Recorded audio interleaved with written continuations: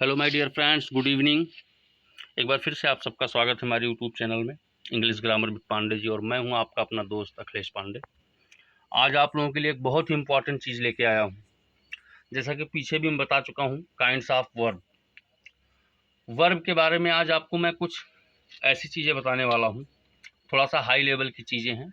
ये 11th और 12th वाले बच्चों के लिए बेसिकली है और थोड़ा सा क्लिष्ट भी है, तो इसको ध्यान से समझना है क्योंकि ये बहुत टिपिकल है।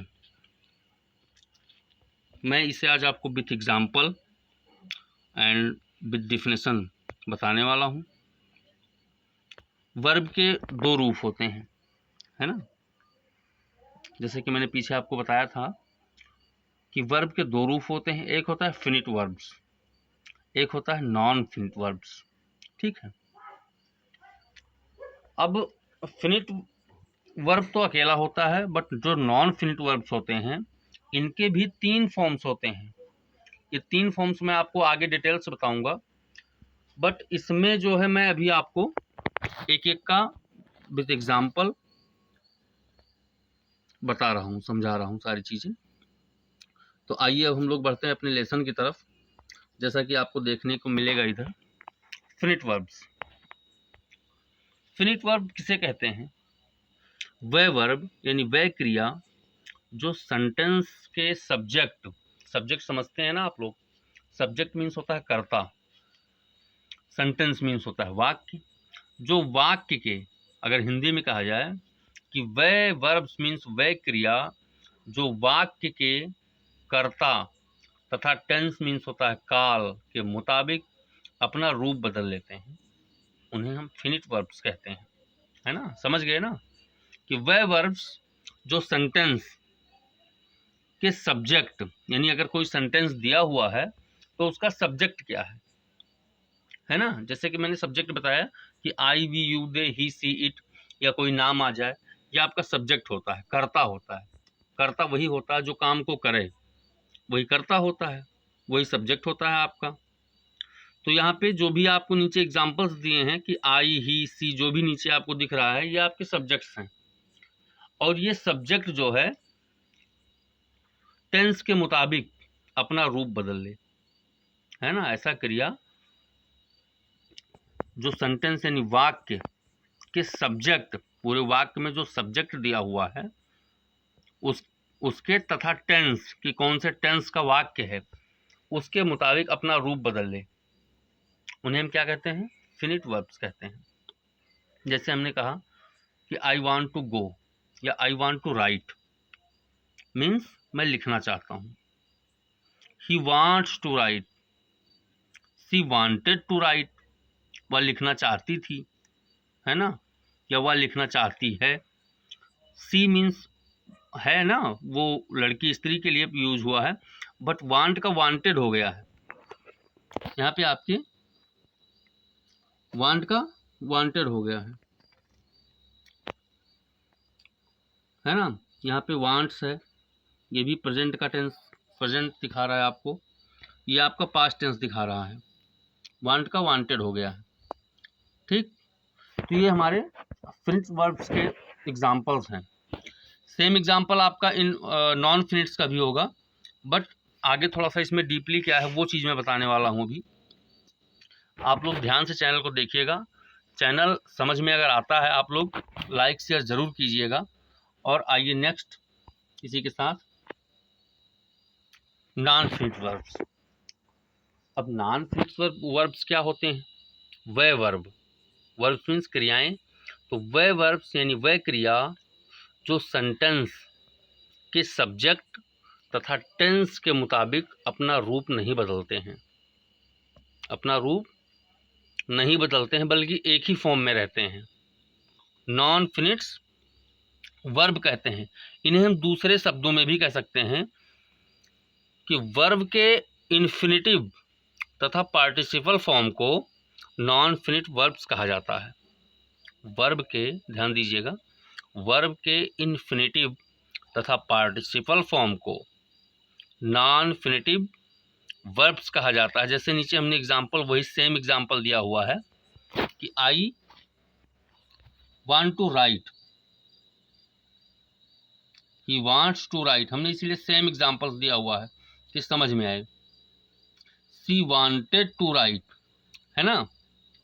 अब जो भी आप एग्जाम्पल देखे हैं यहाँ पे इस वाक्य में टू राइट जो लिखा हुआ है, केवल टू राइट देखिएगा आप, ये टू राइट ये एक में है। टू राइट ये नॉन फिनिटिव वर्ब है आपका, है ना, क्योंकि यह सब्जेक्ट तथा टेंस से अप्रभावित है, मतलब सब्जेक्ट तथा टेंस से प्रभावित नहीं हो रहा है किसी भी तरह से। इसी प्रकार नॉन फिनिट वर्ब्स सब्जेक्ट तथा टेंस के द्वारा सीमित मीन्स होता है फिनिट, फिनिट का जो शाब्दिक अर्थ होता है वो होता है सीमित यानी फिनिट नहीं होते हैं। अब प्रश्न ये उठता है, आप लोगों के दिमाग में ये उठ रहा होगा कि हमने तो दोनों का एग्जाम्पल एक जैसा दे दिया, तो दोनों में डिफरेंस क्या है ना, फिनिट और नॉन फिनिट वर्ब में। तो मैं आपको इस तरह बता दूं कि जैसा कि मैंने लिखा कि ही वांट्स टू राइट, आपने पीछे देखा है, यहाँ भी आप देख रहे हैं ही वांट्स टू राइट हमने लिखा ना, ऐसे पीछे भी एग्जाम्पल सेम मैंने दिया हुआ है, ये यहाँ पे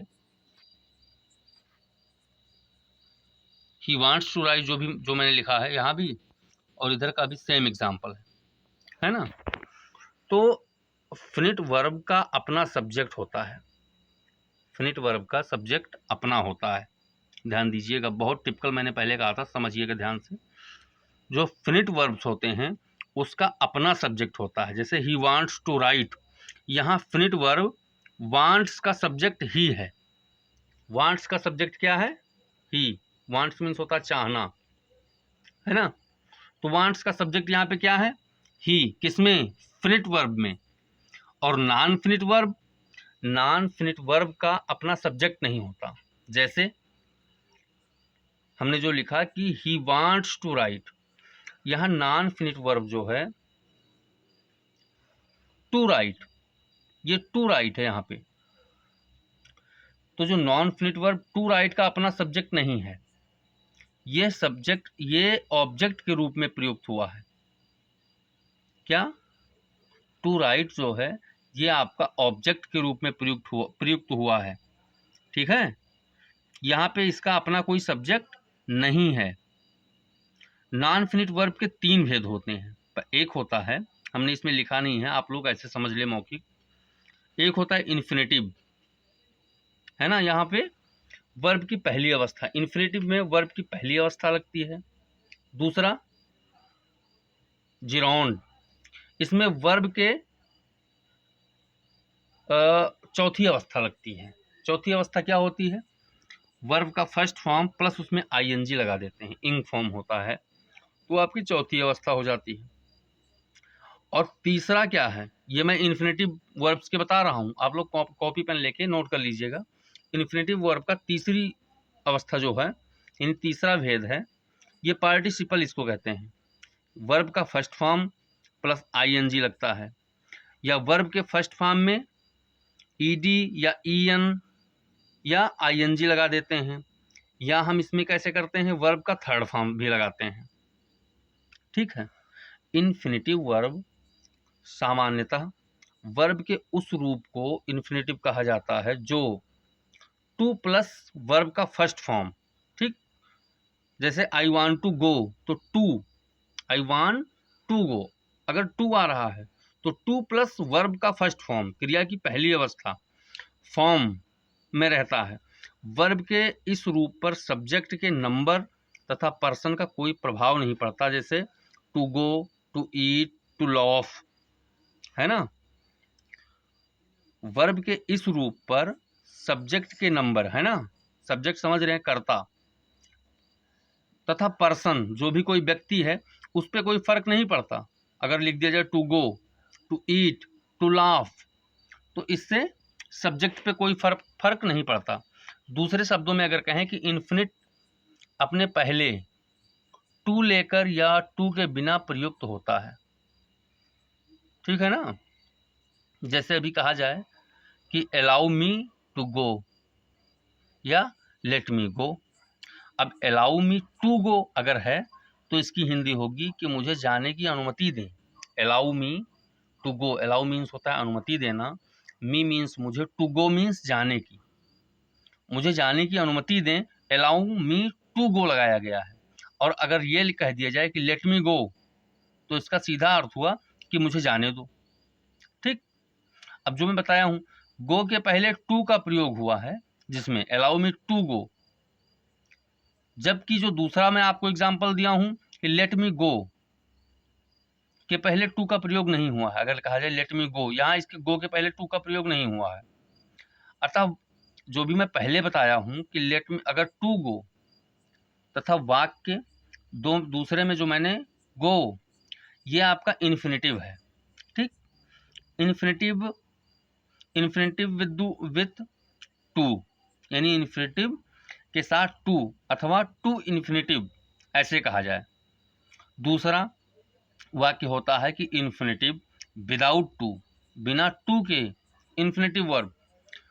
और अगर ये कहा जाए, इसको ऐसा भी कह सकते हैं कि बियर इन्फिनेटिव, है ना, बिना टू के इन्फिनेटिव। ठीक है, वह इन्फिनेटिव जो अपने पहले टू लेता है, टू इन्फिनेटिव, ठीक है, विथ टू कहलाता है। टू इन्फिनेटिव या infinitive with to he infinitive के नाम से अंग्रेजी भाषा में प्रचलित है। ध्यान ध्यान रखिएगा इस चीज को। जैसे भी कहा जाए कि action form of infinitive to plus verb one लगाते हैं, जैसे to go, to come, to drink. ठीक है, ये पैसिव फॉर्म होता है। एक्टिव पैसिव आपको आगे पढ़ाया जाएगा, बट आपका ये पैसिव फॉर्म होता है ना, टू इन्फिनेटिव। टू भी यहाँ पे मतलब थर्ड फॉर्म भी लगाते हैं। तो मुझे उम्मीद है कि ये वीडियो आपको जहां तक मैं बताया हूं यहाँ तक समझ में आ गई होगी, है ना। बाकी इसको थोड़ा सा डिटेल में भी अभी आपको नीचे बताएंगे नेक्स्ट वीडियो में। तब तक के लिए मैं सोचता हूं कि आप लोग इसको अच्छे से समझ लें, नोट कर लें। कहीं कोई दिक्कत हो तो आप अपने कमेंट बॉक्स में लिख करके ज़रूर पूछ सकते हैं। वीडियो अगर आपको पसंद आई है तो लाइक शेयर सब्सक्राइब करना ना भूलें। जो भी नए बच्चे हैं वो वीडियो को सब्सक्राइब जरूर करेंगे ताकि उनको डेली का अपडेट्स मिलता रहे। इसी के साथ मैं अपनी आज की ये वीडियो समाप्त करता हूँ। गुड नाइट, जय हिंद, जय भारत।